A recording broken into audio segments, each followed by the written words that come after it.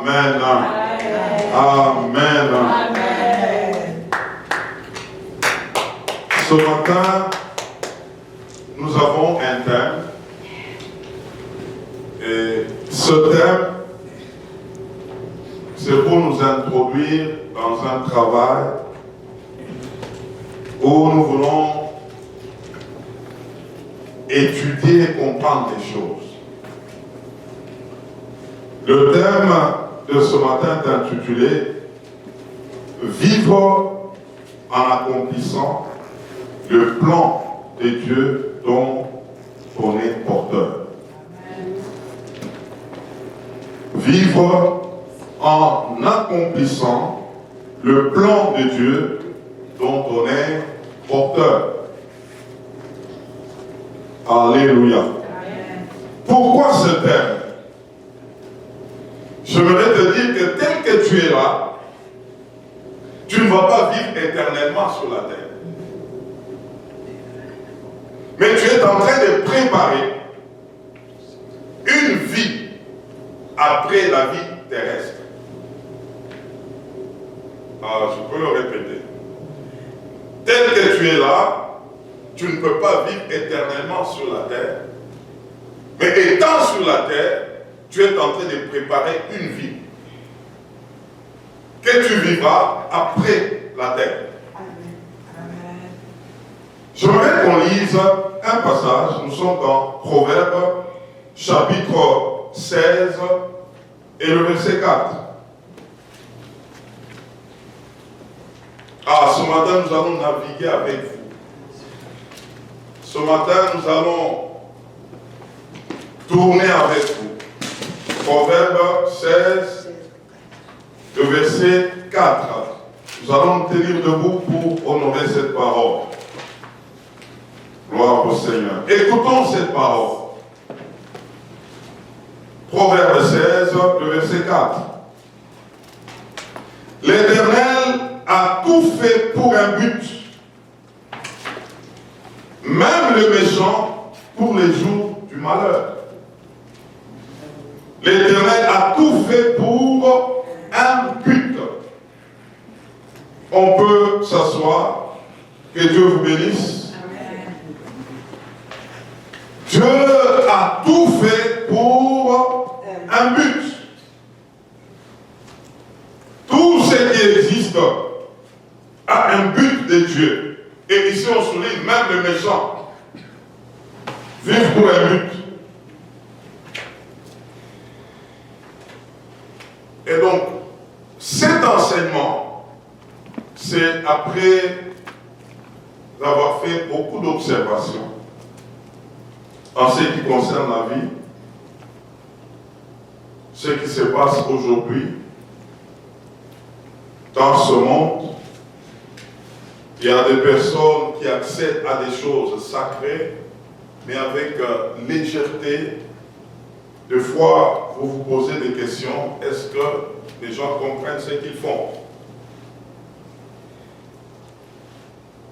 Il y a eu, on a suivi une histoire quelque part dans un pays. Il y a eu deux jeunes gens qui se sont rencontrés.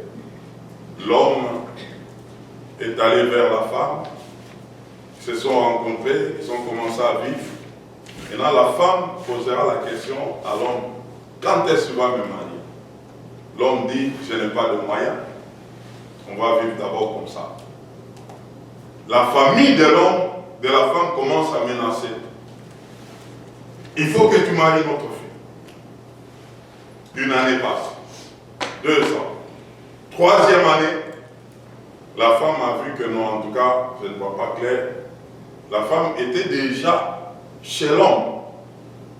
Ils habitaient ensemble. Mais quand dans l'argent de d'autres préparer les choses, l'homme ne le faisait pas.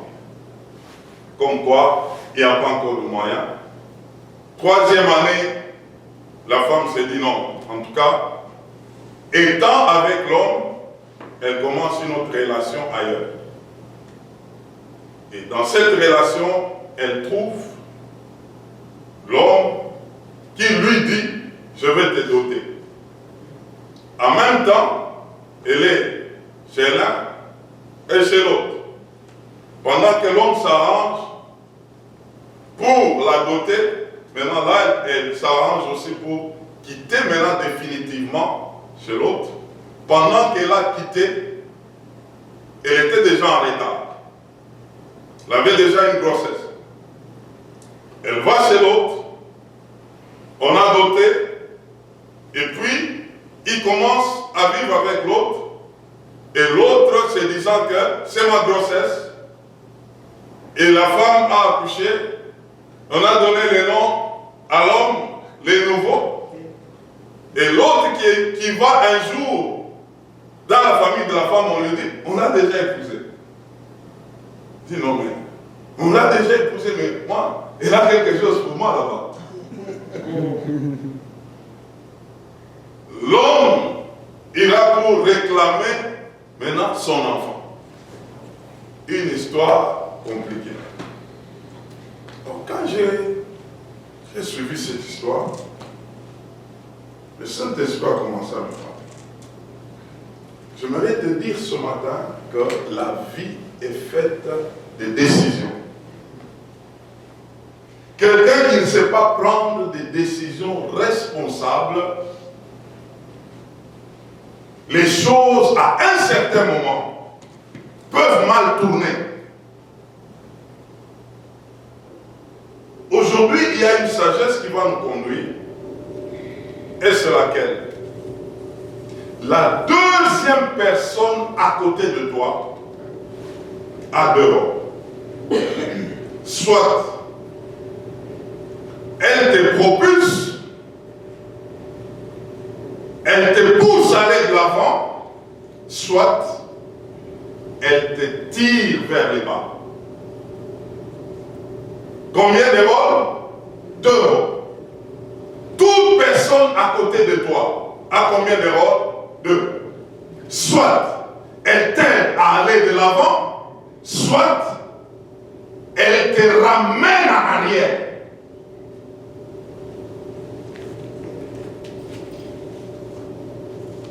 Comprenons que nous avons la responsabilité de faire des bons choix. La vie est faite de choix. La personne qui est à côté de toi, elle peut t'aider à aller de l'avant, tout comme elle peut t'aider à aller vers les bas. Alors, ce matin, nous allons comprendre par 4 rencontres. En ce qui concerne le couple, et ça va nous aider à comprendre beaucoup de choses. Lorsque nous nous croisons, nous nous rencontrons, nous devons toujours examiner ces deux choses. Est-ce que j'avance ou je recule depuis que je me retrouve en relation avec X personnes?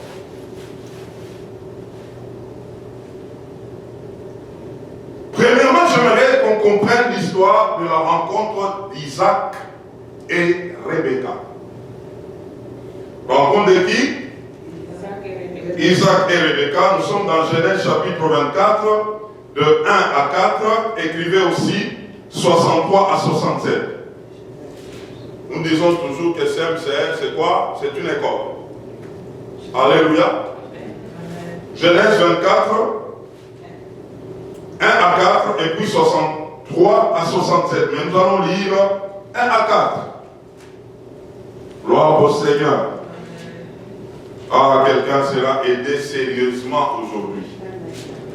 Quelqu'un sera aidé sérieusement aujourd'hui. Et j'aimerais que ce message, que ce message passe aussi à CMCR Gatineau.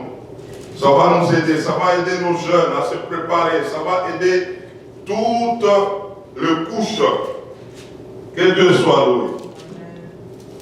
Genèse chapitre 24, le premier verset au verset 4. Abraham était vieux, avancé en âge, et l'Éternel avait béni Abraham en toutes choses. Abraham dit à son serviteur, le plus ancien de sa maison, l'intendant de tous ses biens, mais je te prie ta main sur ma cuisse, et je te ferai jurer par l'Éternel, les dieux du ciel et les dieux de la terre, de ne pas prendre pour mon fils une femme parmi les filles des Cananéens, au milieu desquels j'habite, mais d'aller dans mon pays et dans ma tribu, dans ma patrie, prendre une femme pour mon fils Isaac. Amen. Et 63 à 67, l'homme qu'il avait envoyé répond au nom de Eliezer pour aller chercher sa femme qui? Rebecca. Qui a envoyé son serviteur? C'est Abraham. Abraham a envoyé son serviteur pour aller chercher non pas sa femme, mais la femme de son fils. Est-ce que nous comprenons là? C'est le serviteur d'Abraham qui est allé chercher la femme pour le fils d'Abraham, qui est qui? Isaac. Et il est allé, comme on l'a envoyé, il a trouvé la femme. Il a payé la dot. Il est retourné avec la femme. Pendant qu'il amenait la femme, Isaac a vu cette femme et Isaac l'a pris jusqu'à l'amener dans la maison de ses parents. Je vais nous poser une question pendant que nous avançons. Est-ce que cette pratique peut se faire aujourd'hui? Non. Je pose encore la question. Est-ce que ça se fait jusqu'aujourd'hui? Non. Oui, mais Si on veut bien le faire. Ça se fait. Oui. Ça peut se faire ou ça se fait, on ne sait pas. Ça se fait ou ça ne se fait pas. Mais cette notion ici, Abraham qui envoie son serviteur pour aller chercher une femme pour son fils. La femme qui arrive, et il avait donné un détail important, qu'il ne soit pas d'une autre patrie, d'un autre pays, mais que ce soit quelqu'un de chez eux. Est-ce que ça se fait ou ça ne se fait pas aujourd'hui? Ça se fait. Ça se fait. Ça se fait. Non, il faut quelqu'un de notre tribu, Oui. quelqu'un de notre pays, quelqu'un de notre clan. Mais nous savons que, et l'interprétation souvent de ce passage, on dit étant enfant de Dieu, quelqu'un doit être enfant de Dieu, n'est-ce pas? Quelqu'un, un né de nouveau, c'est celui-là sur qui on peut poser les choix, et non pas un païen comme on peut dire un étranger. N'est-ce pas? Maintenant, comprenons très bien. C'est pourquoi je dis, c'est toute une étude. Il faut vraiment qu'on se relaxe. On va suivre. Dieu va nous faire beaucoup de bien ce matin. Ça, c'est le premier cas. Alors, on amène Rebecca chez Isaac. Isaac commence à vivre avec elle. Rebecca était stérile. Isaac a prié. Il prie et Dieu l'exauce. Sa femme devient enceinte. Suivez-moi très bien. Maintenant, sa femme regarde dans son ventre, ça commence à la déranger. Elle prie maintenant, elle. Pendant qu'elle a prié, Dieu lui parle que dans ton ventre, il y a 2 nations. Il y a 2 enfants. Tu as des jumeaux. Et il lui donne un détail. Le deuxième prendra de l'ascendance sur le premier. C'est celui qui prendra les devants plus que le premier. La femme a eu la révélation des enfants qui étaient dans son ventre. Les enfants arrivent. La femme n'avait pas parlé à son mari de ce qu'elle avait reçu. Elle a gardé ça. Elle commence à s'occuper du deuxième selon la révélation. Maintenant, l'homme commence à s'occuper trop du premier, parce que le premier était un chasseur, il amenait souvent du gibier. Et le papa mangeait, et le papa aimait l'aîné. Maman, elle, s'occupait du deuxième, parce qu'elle avait la révélation du deuxième. Les deux enfants qui sont venus, les ont séparés.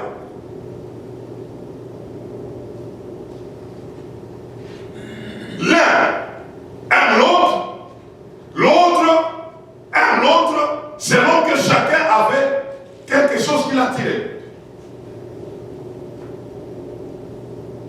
Rebecca, connaissant ce que Jacob devrait devenir, elle a des relations proches avec qui? Avec Jacob.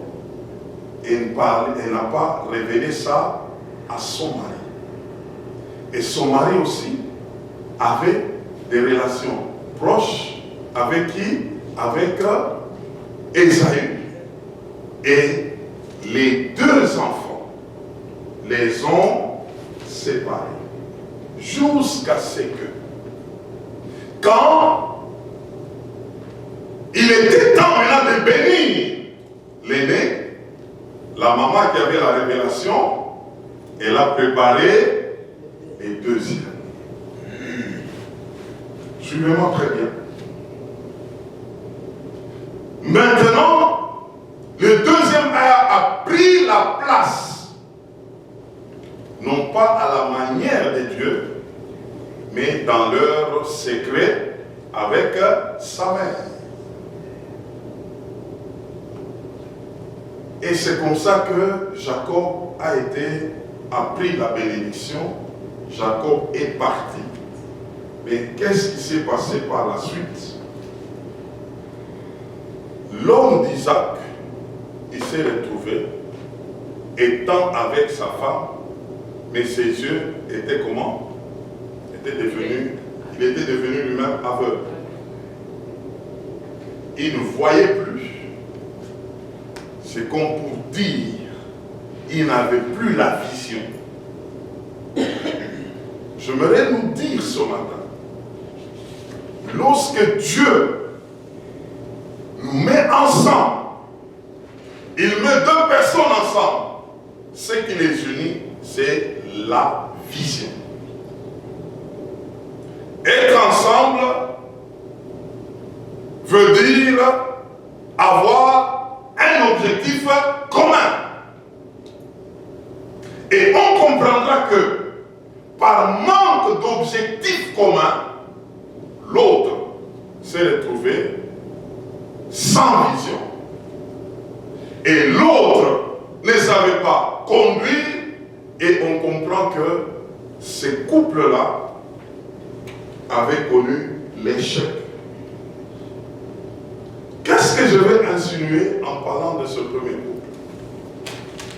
Vous allez vous retrouver que on avait pris la femme pour Isaac, et Isaac lui-même ne la connaissait pas. Et ici, nous voulons dire, c'est des rencontres qui réunissent des gens par des motifs tribaux, des motifs de clans, des motifs de pays. Étant enfant de Dieu, j'aimerais nous dire, la rencontre doit se faire selon Dieu. Amen. Pour le plan dont on est porteur. C'est que deux personnes qui se rencontrent, ils doivent avoir un plan. Ils doivent comprendre pourquoi ils sont ensemble, qu'est-ce que Dieu attend d'eux. Lorsqu'il n'y a pas ce plan-là, les choses peuvent avancer pour un temps. Mais après cela, ça sera la confusion. On ne se marie pas, on ne se croise pas, parce qu'on est de la même tribu. Parce qu'on est du même pays. Mais c'est parce qu'il y a un plan qui vous met ensemble. J'avais un ami, il est déjà décédé. Il avait étudié, il était devenu médecin. Il était d'une tribu quelconque de chez nous. Maintenant, les familles se retrouvaient pour dire il faut que ces gens-là soient ensemble parce qu'ils se connaissaient déjà une même tribu. On a orchestré, on a arrangé, mais la femme était enfant de Dieu, mais l'homme ne connaissait pas Dieu. Mais parce que l'influence tribale a fait que ces deux personnes se sont unies. Ils ont même commencé à vivre. Quelques temps après, l'homme est décédé. Il a laissé la femme. En réalité, vous allez comprendre qu'ils n'avaient pas une même vision. Ils n'avaient pas une même vision. Et c'est très important aujourd'hui de comprendre. Nous parents, toi jeune homme, toi jeune dame, si tu vas rencontrer un partenaire, il faut savoir quoi? Le plan. Quel est notre plan? Tu as quel plan? Qu'est-ce que Dieu attend de toi? Parce qu'on comprendra, mes frères, que celui qui est à côté de toi, il peut t'aider à faire quoi? À avancer ou à reculer. Ce sont des réalités que les gens ne comprennent pas. On peut avaler une vision lorsque la personne qui est à côté de toi ne fait pas ce à quoi Dieu t'a demandé de faire. Deuxième couple, il s'agit de Manoah, le papa de Samson et sa femme. Nous sommes dans Juge 13, 2 à 6, et puis 19 à 23. Juge combien? 13, 2 à 6. Et puis 19 à 23, j'aimerais qu'on prenne juste 2 à combien? À 6.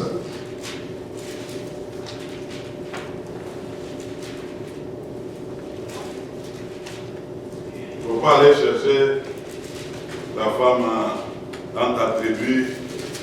Il faut chercher ça, pas chez Dieu, ce n'est pas aller dans ton pays là. Amen. Hein? Amen. Ah. Il faut aller chez Dieu. C'est lui qui connaît les plans. Juge 13, 2 à 6. Écoutons ça. Il y avait un homme de Tsoar, de la famille de Danite, qui s'appelait Manoah. Sa femme était stérile et n'enfantait pas. Un ange de l'Éternel apparut à la femme et lui dit, voici tu es stérile, tu n'as point d'enfant, tu deviendras enceinte et tu enfanteras un fils. Maintenant, prends bien garde, ne bois ni vin, ni liqueur forte, ne mange rien d'impur, car tu vas devenir enceinte et tu enfanteras un fils. Le rasoir ne passera point sur sa tête, parce que cet enfant sera consacré à Dieu dès le ventre de sa mère. Et ce sera lui qui commencera à délivrer Israël de la main de Philistins. La femme alla dire à son mari, soulignez ça, un homme de Dieu est venu vers moi et il avait l'aspect d'un ange de Dieu, un aspect redoutable. Je ne lui ai pas demandé d'où il était et il m'a fait connaître son nom. Alléluia. On nous présente cette femme dont l'ange de Dieu, elle était en couple. L'ange de Dieu vient la visiter, elle était stérile, elle n'avait pas encore d'enfant. L'ange de Dieu commence à lui parler. Voilà, tu seras enceinte. Voilà l'enfant, comment est-ce que l'enfant sera? L'enfant fera ainsi de suite. On lui donne la mission de l'enfant. Maintenant, qu'est-ce qu'elle fait? Elle va parler à son mari. Chose que Rebecca n'avait pas fait. Ok? Oui. Elle parle à son mari. J'ai croisé un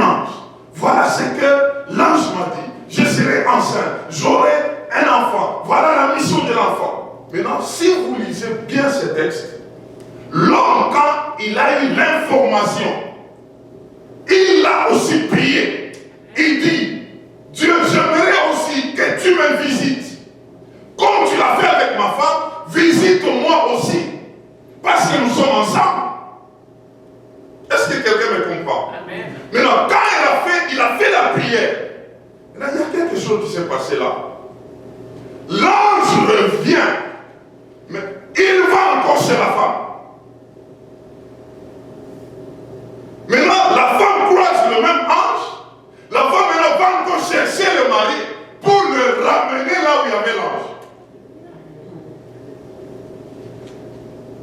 Alors, je me suis posé une question, je dis, c'est peut que l'homme d'abord, cet homme avait des problèmes. Bon, quand l'ange est venu, il a rencontré la femme. L'homme n'était pas là. Et quand vous lisez bien, la femme était dans les champs. L'homme n'était pas dans les champs. Alors, la femme va parler à son mari. La fois prochaine, l'ange revient, il trouve encore la femme dans les champs. Et c'est la femme qui a pris l'homme pour le ramener là-bas. Et l'homme a parlé avec l'ange. Maintenant, quand ils ont parlé, l'homme a compris. Et l'homme dira à l'ange, attendez, je vais t'amener une offrande et un sacrifice. Je vais te l'offrir parce que tu viens de nous révéler quelque chose. Pendant que l'homme a préparé ce qu'il fallait, il a fait, il apporte comme ça et l'offrande était consommée par le feu. L'ange a disparu dans le feu et l'homme était encore troublé. Il a dit à sa femme, nous avons vu Dieu, nous allons mourir. Maintenant, la femme a commencé encore à expliquer à l'homme. Non, parce qu'ils ont approuvé notre offrande, c'est que nous n'allons pas mourir. Dieu a accepté et c'est lui qui a dépêché l'ange. J'ai compris ici que dans ce couple-là, la femme était plus spirituelle que l'homme. Une telle rencontre, souvent, si on n'est pas sage, ça peut poser problème. L'homme qui est appelé à prendre le devant, mais sur le plan spirituel, parce que c'est celui qui est spirituel qui doit conduire l'autre. Là, l'homme avait un problème, mais il avait une bonne femme qui connaissait le Seigneur et qui voulait amener l'homme aussi à connaître le Seigneur. Ça, c'est quelque chose de bien. Mais ce n'est pas dans tous les cas où ça peut marcher. Il arrive que l'homme, dans son orgueil, il peut ne pas accepter d'être conduit par la femme, surtout pour les choses de Dieu. Et c'est comme ça qu'il y a des gens, ils peuvent se retrouver étant ensemble. L'homme ne s'implique pas dans ce que la femme fait avec Dieu, mais l'homme peut dire, je peux la laisser faire, la femme peut prier, peut aller chez Dieu, mais moi je n'ai pas de problème, bon, et elle peut prier, moi je sais que non, ça va avec elle, je lui ai déjà donné l'autorisation. Mon frère, ça marche pas. À un certain moment, la machine va faire quoi? Ça va bloquer. Et on comprendra ici que pour que ça marche, il faut que l'homme soit humble. Accepter que la femme prenne le devant sur le plan spirituel et que l'homme puisse suivre.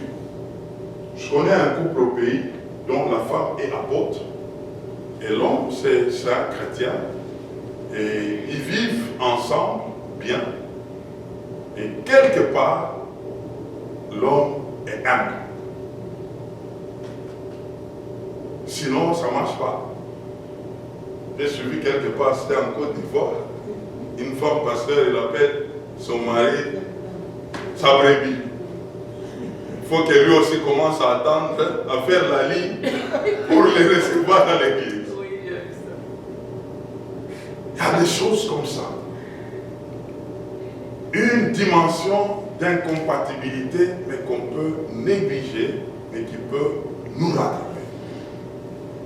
le mariage, c'est un plan. Quand on se croise, on doit comprendre quel est notre plan. Sinon, c'est compliqué. Est-ce que quelqu'un m'entend ce matin? Amen. Troisième couple, David et Michal, la fille de Saül. 2 Samuel 6, 14 à 18 et 20 à 23. David et qui? Et Michal. Cette histoire, 2 Samuel 6,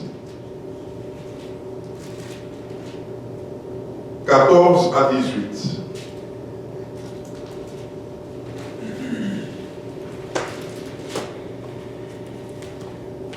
Nous sommes là. David dansait de toutes ses forces devant l'Éternel et il était ceint d'un éphod de lin. David et toute la maison d'Israël firent monter l'arche de l'Éternel avec des cris de joie et au son de trompette. Comme l'arche de l'Éternel entrait dans la cité de David, Michal, fille de Saül, regardait par la fenêtre et voyait le roi. Voyant le roi sauter et danser devant l'Éternel et le méprisa dans son cœur. Après qu'on eut amené l'arche de l'Éternel, on l'a mis à sa place au milieu de la tente que David avait dressée pour elle. David offrit devant l'Éternel des holocaustes et des sacrifices d'action de grâce. Quand David eut achevé d'offrir les holocaustes et les sacrifices d'action de grâce, il bénit le peuple au nom de l'Éternel des armées. Amen. Cette rencontre ici nous inspire quelque chose que lorsque on fait le choix, on comprendra que on a besoin que Dieu nous conduise. David a rencontré cette femme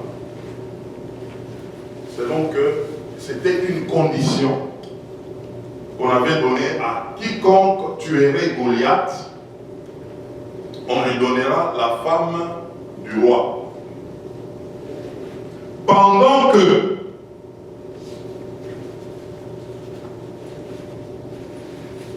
tout le monde ne pouvait pas le faire, David se pointait. Et la motivation de David était que si je tue cet homme, je serai gendre du roi.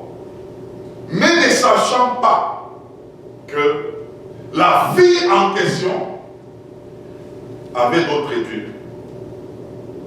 La fille en question ne connaissait pas Dieu. Mais la motivation était que elle était fille du roi. Ici on peut dire d'une bonne famille.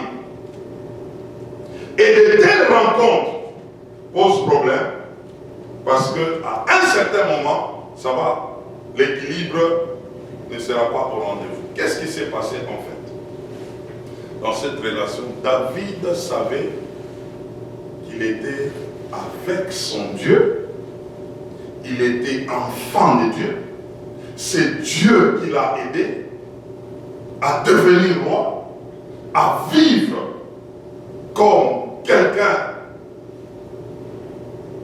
avec une histoire avec Dieu. Mais pendant ce temps qu'il honorait Dieu, mais la femme ne pouvait pas l'accepter.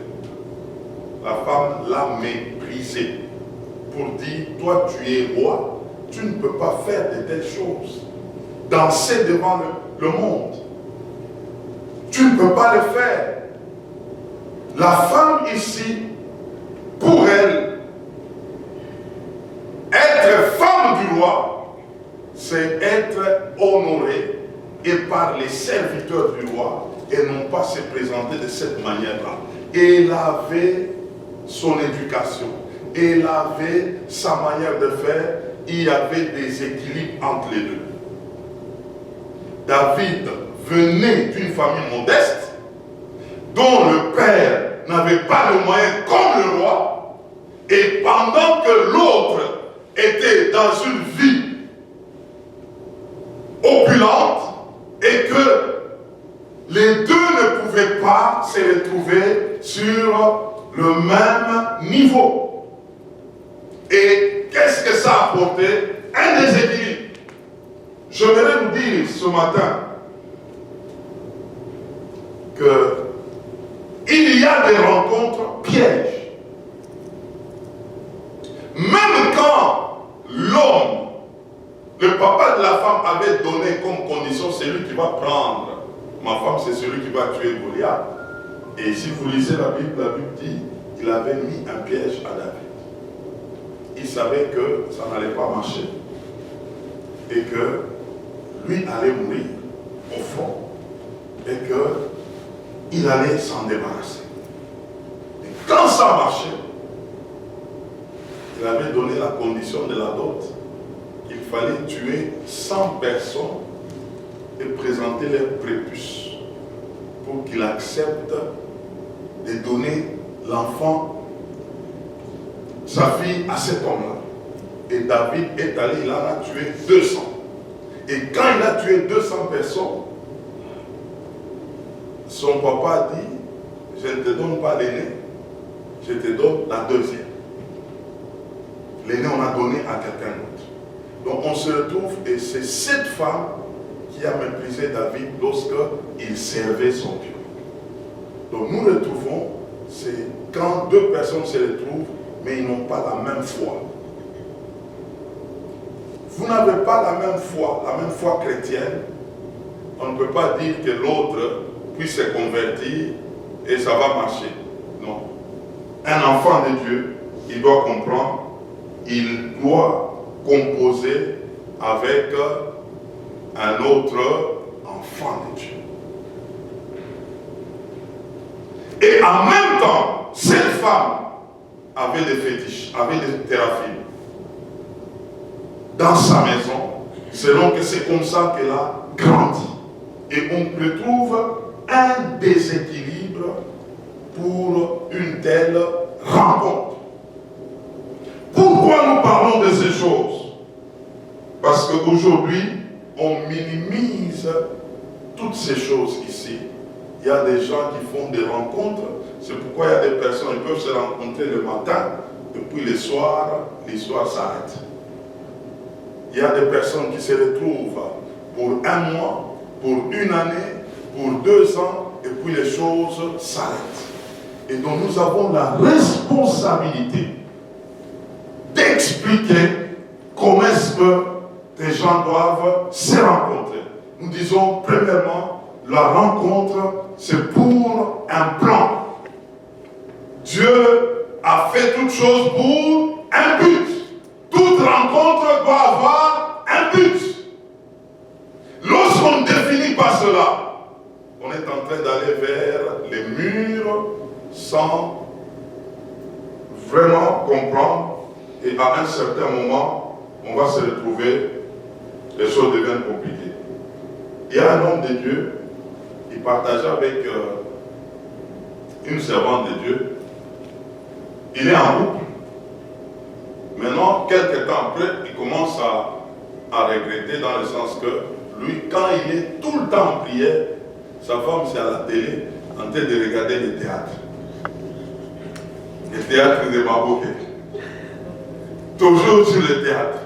Alors il s'est dit, mais finalement, tout ce que lui peut faire, il est la prière, il parle prière, la femme la prière, là, c'est pas son affaire. Son affaire, c'est quoi avec sa télécommande là? Alors j'ai dit, quand la dame là me parlait, j'ai dit non. Parce qu'elle me disait non, l'homme là, il se plaint, non, voilà les femmes ici. J'ai dit non, il y a un problème. Il y a quelque chose qui avait attiré cet homme chez cette femme-là.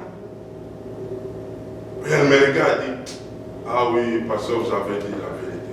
Elle est belle, hein? J'ai dit, ah, voilà. Lui, il a épousé la beauté. Maintenant, quand tu consommes la beauté, c'est fini. Ça s'arrête là. Maintenant, tu dois consommer ma beauté maintenant. Tu dois consommer le théâtre. Et c'est ça le problème. C'est que on va pour quelque chose qui n'a pas de fondement en fait. Qui peut peux briller pour un temps, et puis après, quand ça s'arrête là, c'est fini. On ne marie pas une femme parce qu'elle est belle. Il faut découvrir le plan. Il faut comprendre pourquoi. Dieu nous veut ensemble. Sinon, ça sera compliqué. Et qu'est-ce qui va se passer dans de telles choses? C'est comme ça qu'aujourd'hui, il y a des gens, ils sont en couple, mais ils commencent à vivre mariage par téléphone. L'autre peut quitter la ville, on l'a muté quelque part, il commence à vivre le mariage par correspondance. Une année absent, mais en réalité, c'est qu'il y a des choses qu'on n'arrive plus à gérer. Le mariage se vit ensemble, ça ne se vit pas par téléphone, ça se consomme ensemble. Parce que vous devez être là où il y a l'autre, l'autre va être. Et en réalité, ce sont des choses, quand on n'est plus compatible, que ces choses-là se créent. Et on comprendra qu'il y en a beaucoup comme ça. Tellement que l'autre m'a boqué, l'autre autre chose, bon, on trouve une solution intermédiaire et chacun va dans sa direction. Nous allons comprendre que c'est une affaire d'une vision, d'un plan. Parce que nous vivons, non pas sur la terre, nous allons rester éternellement sur la terre, mais nous sommes en train de préparer notre place. Et donc tout celui qui doit être à côté de toi, ça doit avoir une raison. Ça doit avoir un but. Et le but de qui? De celui qui a institué cette relation-là. Est-ce que nous nous comprenons?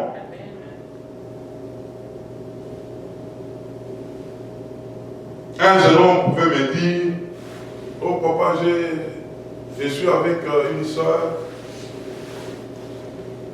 En fait, il venait d'une déception. Et c'est pourquoi, en fait, comme je dis, le Saint-Esprit m'a communiqué ce message. Un de nos fidèles, ils ont vécu avec sa femme, ils ont eu 3 enfants. Puis à un certain moment, la famille s'élève, la famille de la femme, pour lui dire, non, toi avec cet homme-là, il est pasteur, et tu es en train de t'embrouiller, et tu es toujours belle, il faut que tu te cherches autrement, il faut le quitter.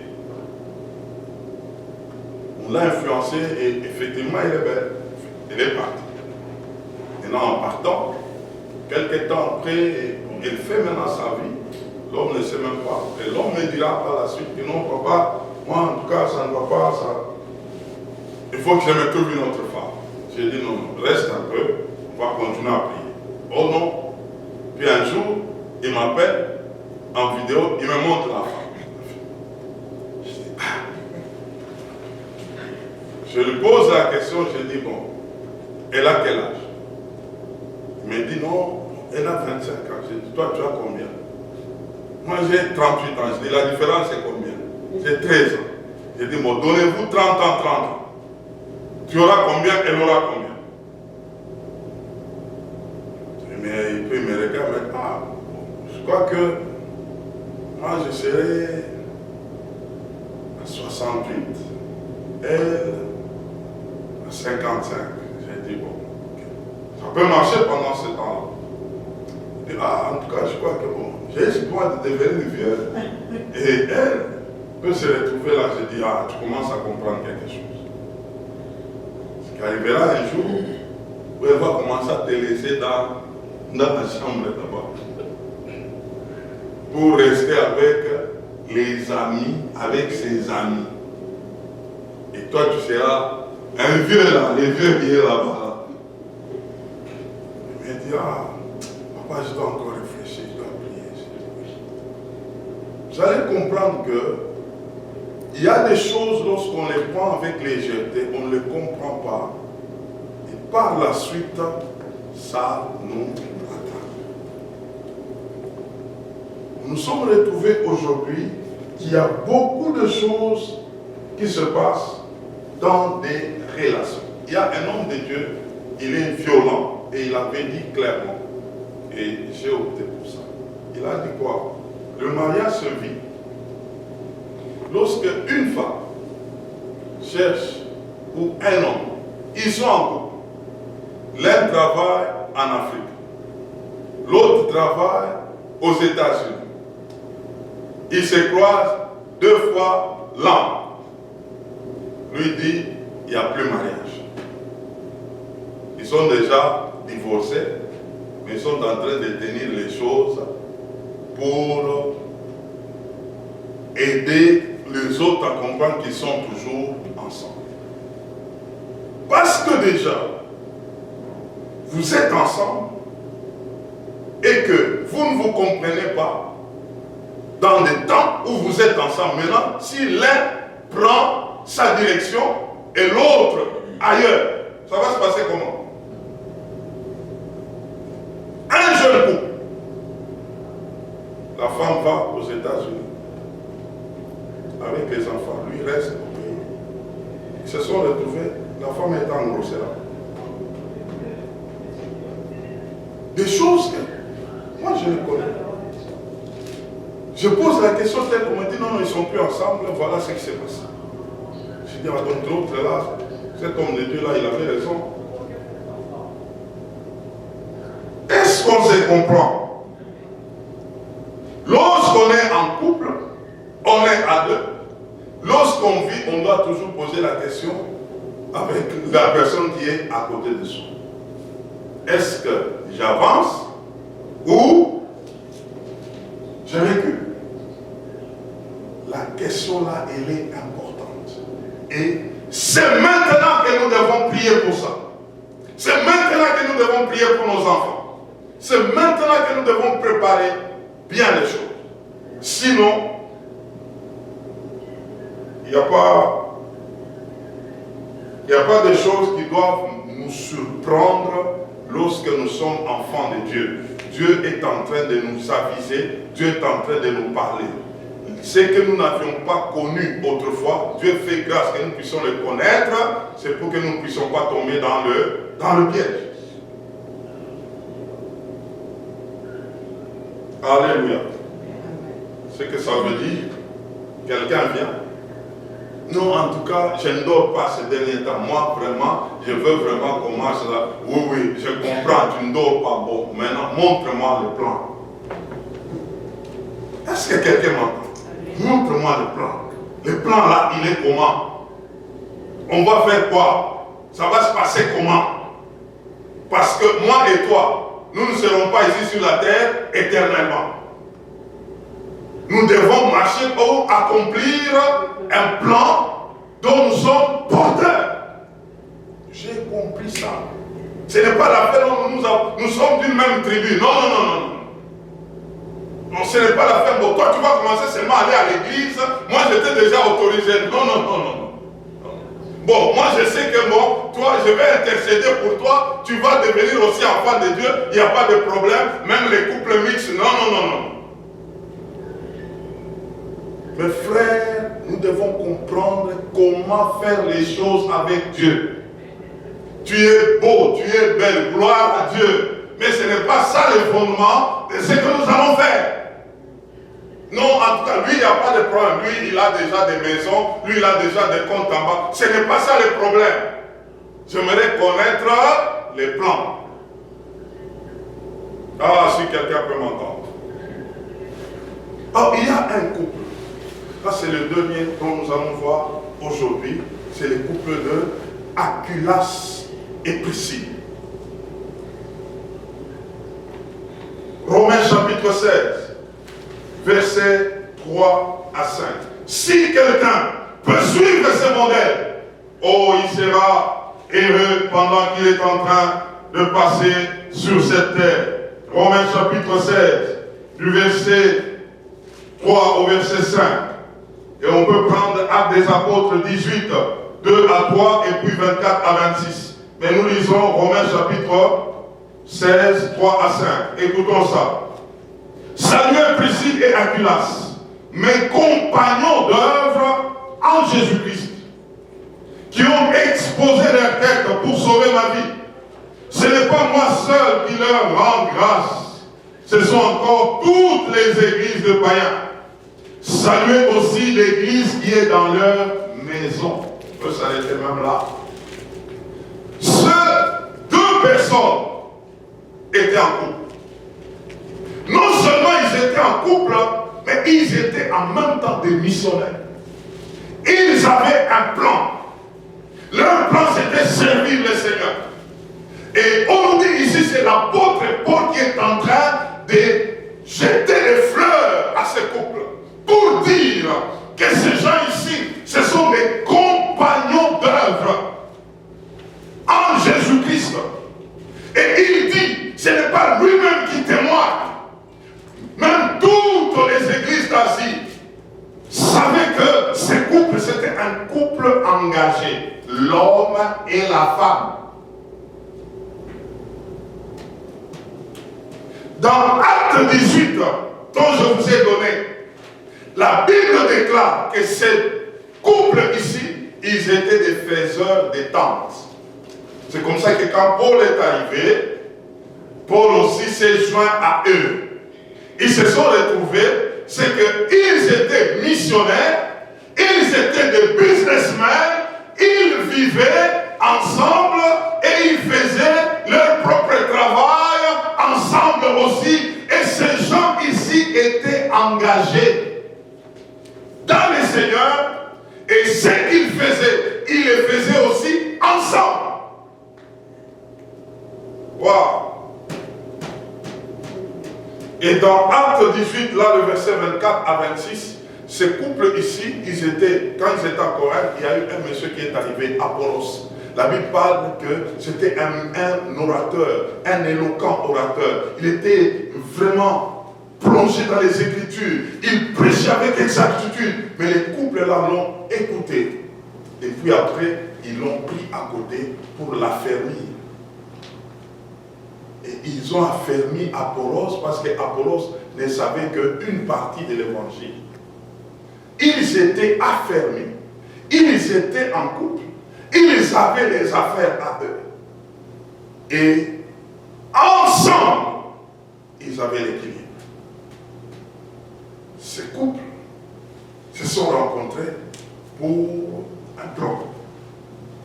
Et ils pouvaient vivre en accomplissant le plan. Et c'est comme ça que, même dans leur maison, il y avait l'église. Alléluia. Amen. Ils servaient ensemble. Ils se donnaient ensemble. Ils planifiaient ensemble.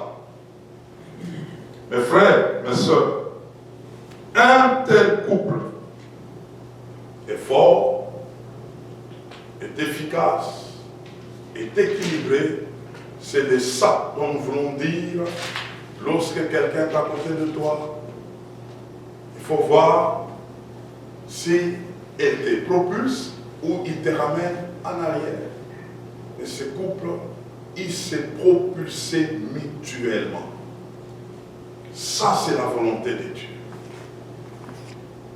Arriver à découvrir quelqu'un qui, lorsqu'on avance, on est en train de se propulser mutuellement.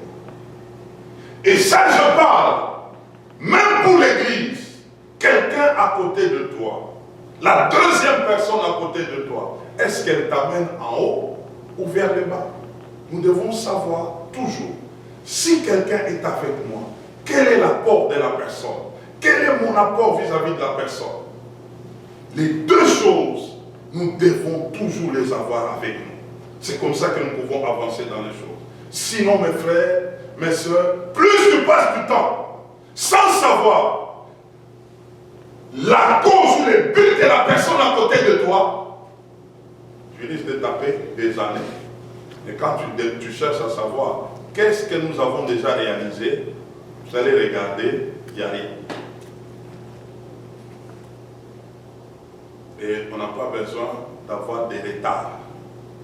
Nous devons avancer et nous devons réaliser des choses d'une manière claire. Est-ce que quelqu'un m'entend ce matin? Je nous vois pensifs et c'est bien, nous devons raisonner à ça. Nous devons travailler à ça. Nous devons travailler à ça. Lorsque nous devenons des personnes sélectives, nous commençons à nous poser des questions. Telle personne, nous sommes avec elle sur quelle base? Qu'est-ce qui nous fait avancer? Qu'est-ce qui nous fait reculer? Telle personne, dans telle relation. Et prenez ça, j'ai pris le modèle du mariage, mais prenez ça partout. Là où tu travailles, la personne qui est à côté de toi souvent, quel est son rapport? Est-ce qu'on avance ou qu'on recule? Tu constates les deux mouvements, tu as un choix à faire. L'Église, la même chose. Nous sommes ensemble, nous avons un but de Dieu. C'est ce qui nous réunit. Est-ce que nous sommes en train d'avancer? Nous faisons ce que nous devons faire. En famille, la même chose. Je suis avec elle. Depuis que je suis avec elle, quelles sont les avancées? Quelles sont les choses qui me ramènent en arrière? Si tu ne regardes pas à ça, mon frère, ma soeur, tu vas taper 20 ans avec quelqu'un, c'est toi qu'on ramène toujours en bas. Que ça réveille quelqu'un ce matin. Que ça réveille quelqu'un ce matin. Nous n'allons pas rester sur la terre éternellement. Nous sommes en train de passer. Soyons sélectifs, comprenons ce que nous faisons. Est-ce que nous sommes en train d'accomplir quelque chose? Nous sommes en train d'accomplir un plan. Nous sommes en train de faire quelque chose pendant que nous sommes... L'année ici est en train de se terminer. 2024 se termine. Nous entrons en 2000 combien? 25. Avec quelle réalisation? L'apport de celui qui est à côté de moi. L'apport de celui qui est à côté de toi. L'apport, ça se passe comment?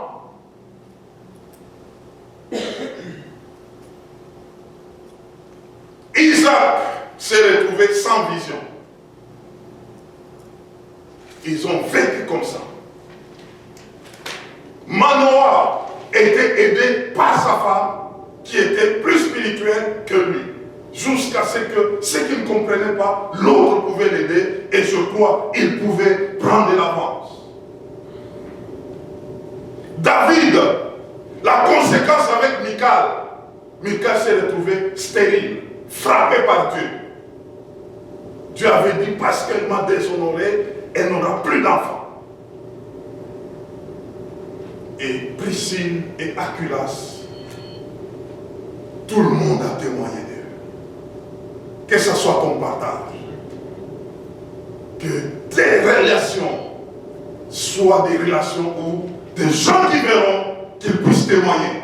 Que depuis que j'ai vu tel et tel, il y a des choses qui avancent. Depuis que j'ai vu tel et tel, il y a l'épanouissement. Depuis que j'ai vu tel et tel, il y a des choses qui sont en train de bouger. Je vois que ça c'est un plan. Ils sont en train de vivre pour accomplir un plan.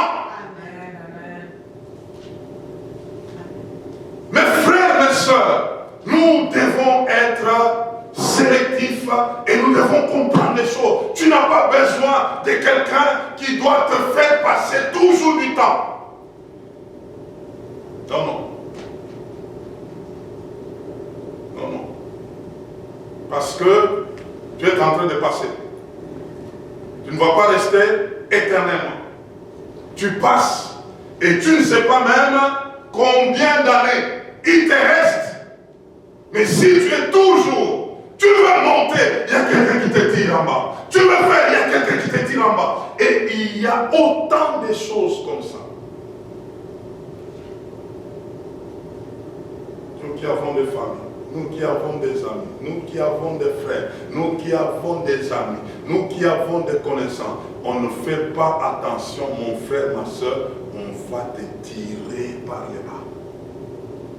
On va te tirer par les bas. Tu vas réaliser qu'il n'y a pas de réalisation. Quand je regarde la vision que nous avons, 46 nations, je n'ai pas besoin que quelqu'un puisse me distraire. Connais ce que Dieu a planifié avec toi. Ton rythme va changer. Ton rythme va changer. Ce n'est pas pour rien, je dis non, l'année qui commence ici, je dois être de ce côté. Je ne dis pas pour vous amuser ou une histoire. je connais ma mission. Je connais les urgences. Je sais qu'il y a quelque chose qui doit bouger quelque part. Nous n'avons pas toujours le temps. Et si nous comprenons comme ça, nous allons commencer à faire le toilettage quelque part. Ceux qui te font passer le temps, tu dis non, ici là, ça ne va pas. Je ne veux pas rester toujours, on me tire en bas. Commence à regarder les maboke. Ah, bien quoi encore? Ah, TikTok. Vous savez, même les vacances, il faut bien parler de ça. Quelqu'un dit non, j'ai besoin de vacances. Tu as besoin de vacances, tu as fait quoi?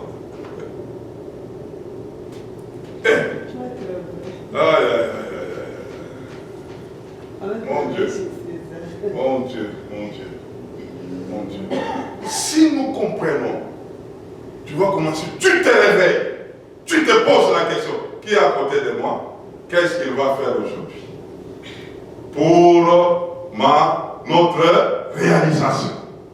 Nous nous sommes rendus où? Comment ça se passe? Qui est à côté de moi? Quel est son apport? Il fait quoi? Il a compris quoi? Qu'est-ce que moi je fais? Posons-nous des questions qui peuvent nous déranger. Ça ne va pas te laisser tel que tu es là. Il y a des questions qui peuvent te ramener en prière, en retraite encore. Nous sommes en train de terminer la semaine qui commence là, mais tu t'es posé encore autant de questions, tu dis non, moi je continue. Parce que j'ai besoin de réponses claires. Oh, quelqu'un m'entend ce matin. Mes frères, la vie est faite de choix. Et quand on parle de choix, on parle de décision. Je dois me décider pour quelque chose. Je dois définir ma vie. Je dois comprendre comment je compose avec les autres. Et personne n'est épargné. Personne n'est épargné. Voilà ce que nous avions voulu partager ensemble ce matin. Je sais que ce sont des choses qui peuvent nous ramener dans des réflexions. Et je crois que c'est la volonté de Dieu pour nous, que nous puissions réfléchir, comprendre comment nous abordons notre vie avec les autres. Nous sommes rendus où dans telle ou telle relation, qu'est-ce que nous attendons, qu'est-ce que nous voyons à côté de tel et d'un côté de l'autre, qu'est-ce que toutes ces questions-là naissent. Nous allons nous retrouver qu'il y a des gens dont la vie change parce qu'ils ont rencontré une bonne personne, juste par des idées. Quelqu'un commence à les booster parce que la personne est debout, la personne c'est une bonne personne qui sait comment faire les choses avec le Seigneur. Si cela peut être ton cas, que tu puisses commencer à éloigner de toi des personnes qui ont tendance à te ramener toujours vers le bas. Nous allons prier. Nous allons prier. Que le Seigneur nous aide. Et comprenons, comme nous l'avons dit, nous n'avons pas le temps, nous ne maîtrisons pas le temps. Il se peut que ce que nous sommes en train de vivre, c'est ça le temps qu'il faut tellement maximiser et dont nous devons comprendre que nous devons bien le faire. Nous devons bien le faire. Je prie Dieu que cet enseignement te plonge dans une profonde réflexion. Que tu puisses commencer déjà à y travailler. Comme j'ai dit, pour notre jeunesse, pour nos frères, pour nos sœurs, pour nous-mêmes, que nous puissions travailler là-dessus. Qu'est-ce que je suis en train de faire? Est-ce que je maîtrise le plan que j'ai? Est-ce que la personne qui est à côté de moi maîtrise le plan que j'ai? Ce n'est pas le moment où nous pouvons prier pour que les choses commencent à retrouver la même direction. C'est tout ça que nous devons mettre sur pied et ça va nous aider. Chacun va prier pour lui-même, tu vas prier pour tes relations, tu vas prier pour le plan dont tu es porteur, tu élèves ta voix et tu pries, nous prions tous ensemble au nom de Jésus-Christ.